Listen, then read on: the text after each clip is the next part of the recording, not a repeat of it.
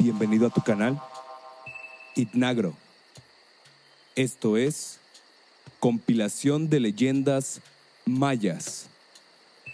Esta es una compilación que nos otorga el Instituto Nacional de los Pueblos Indígenas, el INPI.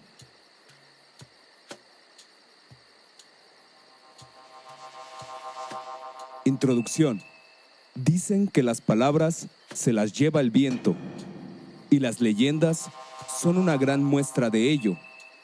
Podemos pensar qué ha sido ese aire, esa exhalación, lo que genera que las palabras pasen de voz en voz y de generación en generación. De ese modo, ha actuado la brisa colectiva que ha preservado hasta nuestros días culturas y saberes ancestrales. Inspiradas en los murales mayas del Templo de las Pinturas en Ponapac y de su entorno en la selva lacandona, surgen las ilustraciones que acompañan estas historias, que a su vez tienen sustento en las crónicas del Popol Vuh, relatos basados en valores universales que dan vida a esta breve antología. En las historias que aquí contamos se podrá observar la valentía de los guerreros, el amor a la familia, el respeto a la naturaleza, así como la esencia de los rituales ancestrales, con toda la intención de resaltar las aportaciones del pueblo maya y reconocer las virtudes de las mujeres y hombres en las comunidades de la península de Yucatán.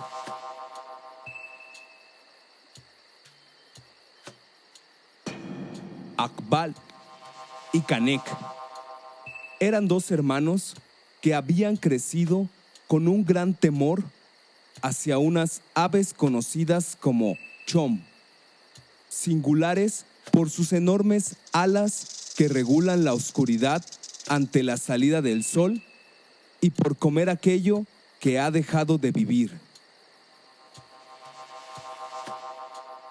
Los hermanos provenían de una familia de agricultores. Crecieron entre las milpas y habían aprendido casi todo acerca de los cultivos de maíz. Yatskin, su padre, era un hombre de edad avanzada que confiaba en sus dos hijos para seguir con la tradición del maíz, que había traído sustento al hogar y los había unido mucho como familia. Ambos, al ver a su padre cansado y enfermo, comenzaron a sentir preocupación y un gran temor porque los chom vinieran a llevárselo. Cierto día, cuando las labores de recolección habían comenzado, Akbal notó que la tarde caía prematuramente, así que se apresuró a terminar la ración del día. Canek, quien se encontraba a una buena distancia de él, miró hacia la montaña que escondía el sol y vio claramente a un enorme chom posado en la copa del árbol más alto. Antes de que pudiera gritarle a su hermano para advertirle, el ave alzó su vuelo, desapareciendo en el horizonte y arrastrando consigo a la noche. Apenas se encontraron Canek y su hermano, corrieron a casa, donde se toparon con un extraño silencio en la habitación de su padre. Lo llamaron sin obtener respuesta y pronto cayeron en cuenta de que su padre se debatía entre la vida y la muerte. Los días pasaron y Yatskin no daba señales de mejora.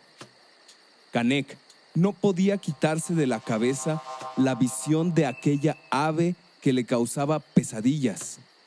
Y Akbal empezaba a darse cuenta del miedo que aquejaba a su hermano, pues en las jornadas en las que desgranaban el maíz para venderlo por costales, Canek tenía la mirada clavada en el piso y se mostraba ausente y nervioso. Incluso una noche despertó exaltado a causa de un mal sueño en el que era llevado por un chomp a tierras desconocidas entre sus enormes garras. Habían pasado 2 meses desde la visión de Canek, cuando su padre cayó en muy mal estado. Yatskin sentía que el momento de dejar este mundo se acercaba. Así que llamó a sus hijos para despedirse. Antes de morir, Yatskin pidió a los hermanos no separarse nunca, preservar la tradición familiar del maíz y, por último, pronunció débilmente las palabras: el chom vendrá por mí. Y al tiempo que la piel de los hermanos se ponía de gallina, el padre cayó abatido entre las garras de un sueño eterno. Esa noche, Akbal y Canek vieron en sueños a su padre despedirse desde el lomo de un chom que volaba hacia el horizonte. Ahora, durante sus largas jornadas trabajando la tierra, Akbal y Canek contemplan el cielo. Los chom ya no les producen temor, pues comprendieron que el papel de esas aves era el de regular la noche y transportar a un mejor lugar a los que dejan este mundo.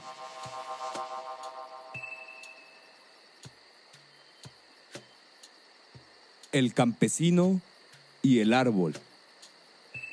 Se dice que los árboles llegaron a tierras mayas con una misión, susurrada por los dioses. Desde su llegada, aguardan silenciosos el día en que serán reconocidos por los hombres, despertando en ellos admiración y respeto. Así, algunos curan fiebres, otros proveen de madera para construir, y otros más tienen como misión la cura de enfermedades graves. De todos los árboles que habitan las tierras, existió uno que en su silencio encerraba una tristeza infinita. Su follaje, que era su contacto con el cielo, se encontraba caído y ennegrecido, pues aquel gran árbol que un día había sido inmensamente feliz, ahora suspiraba cabizbajo. Un día comenzó la tala de árboles. Aquellos cuya misión era entregar su madera esperaban el momento de la caída. «No, a mí no», gritó el gran árbol al sentir la muerte cerca. El campesino, que llevaba varios árboles talados, guardó un silencio profundo. Y al no observar ningún semejante, se preguntó a sí mismo: ¿quién habrá dicho eso? El árbol le contestó: he sido yo, ¿no me ves? Mi nombre es Siricote. El campesino, sin dar crédito a lo que acababa de suceder, dijo: ¿un árbol que habla? Eso es algo que jamás había visto. ¿Acaso todos los árboles tienen esa capacidad? Serenamente, el árbol le explicó lo siguiente: los árboles somos la comunicación entre los 3 niveles del cosmos. El follaje nos conecta al cielo, las raíces al subterráneo, y el tronco es nuestro contacto con lo terrenal, por lo que algunas veces, en situaciones complicadas, nos es permitido hablar. Pero entonces, ¿por qué los demás árboles no hablaron mientras los talaba? Mi intención no es mala, es solo que aquí pienso cosechar para poder vivir. Aquellos árboles no hablaron porque su misión consistía en dar su madera. La mía es otra, y con el tiempo llegarás a conocer los beneficios que te traerá tenerme aquí y cuidarme. Ante esa respuesta, el campesino quedó pensativo y, tras llamarlo varias veces sin obtener respuesta, continuó con los trabajos que realizaba para su milpa, aunque respetando al árbol. Con el pasar de los días, el campesino puso especial cuidado en el árbol y demás plantas vitales. El siricote fue extendiendo su follaje al cielo, como cuando era el árbol más feliz que habitaba la tierra, y el campesino se admiraba ante los colores de sus hojas, que le servían para limpiar los platos, y hermosos frutos que brotaban de él eran recogidos y servían de alimento para él y su familia. Mientras el campesino descansaba bajo la sombra del siricote, el árbol se alegraba de seguir en la tierra y entre ambos haber logrado convivir.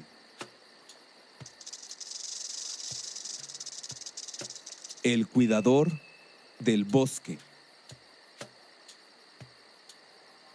Cuentan por ahí que los hombres fueron creados con maíz, que encontraron los dioses guiados por un pájaro. También se dice que, aventando granos de maíz al viento, uno puede conocer su suerte. También forman parte de las historias en las que los dioses crearon a los hombres porque necesitaban ser alabados, y que ahí donde todo era oscuridad, llevaron la luz diurna en las alas de un enorme pájaro, permitiendo que los hombres y animales pudieran convivir. El tiempo pasó y se llevó consigo el equilibrio que existía entre animales y humanos. Los bosques que anteriormente se encontraban repletos habían perdido su verdor, y el número de especies que los habitaba era cada vez menor. Todo esto, dicen, sucedió porque los grandes no supieron cuidar de la naturaleza y los jóvenes no tuvieron quien les enseñara. Lo único que quedaba en la mente de los hombres era el saber que los dioses habían dejado a los humanos hacer uso de la naturaleza para su beneficio, pero habían olvidado que la conciencia y la gratitud formaban parte del permiso.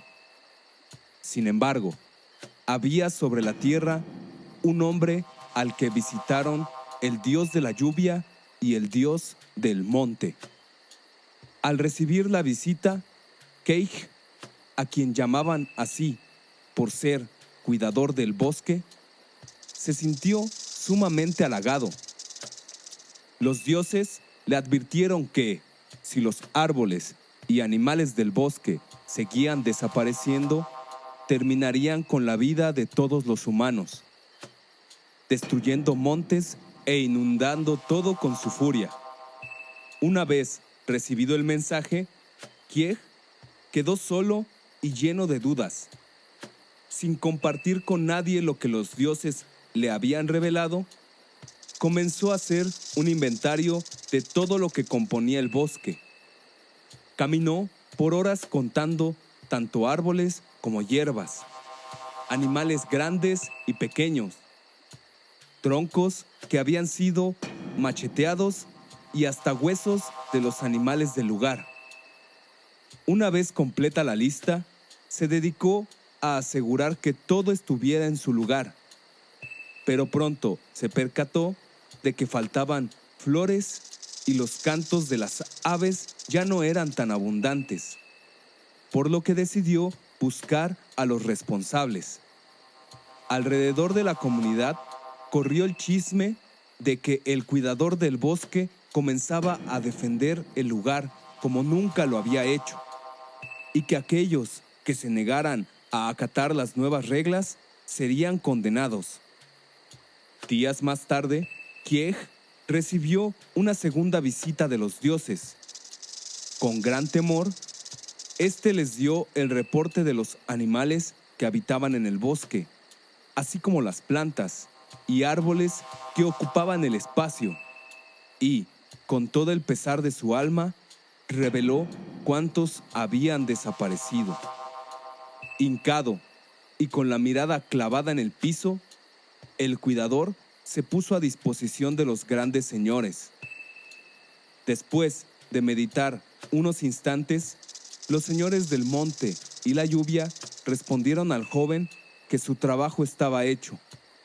El conocimiento sobre aquellos elementos del bosque que se habían perdido era el inicio para salvarlo, y de ese momento en adelante le comunicarían las funciones de cada planta y cada árbol, para que él difundiera la palabra y enseñara a la comunidad a conservarlo. Una vez más, los señores desaparecieron y Kieg comenzó a escribir los saberes que le habían sido transmitidos. A partir de entonces, el cuidador se dedicó a realizar la tarea que le había sido encomendada, de tal forma que el bosque recobró el verdor y los sonidos desaparecidos recorrían nuevamente las tierras. Este es el final de la parte 1 de la compilación de leyendas mayas del INPI. Espero que te haya gustado. No te olvides de suscribirte, comentar para ayudarme con el algoritmo, dejar tu like, por favor. Es un clic, me ayudas muchísimo. Gracias.